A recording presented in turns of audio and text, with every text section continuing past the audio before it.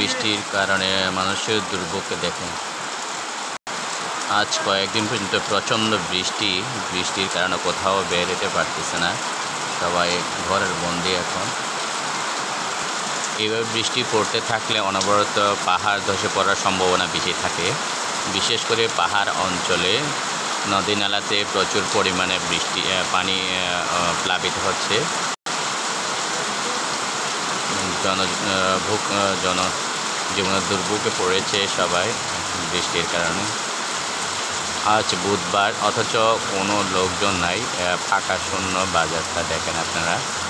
আজ কয়েকদিন পর্যন্ত শুধু বৃষ্টি আর বৃষ্টি, অনবরত এইভাবে বৃষ্টি দেখেন। এরকম বৃষ্টি পড়তে থাকলে পাহাড় ধসে পড়ার বেশি সম্ভাবনা থাকে।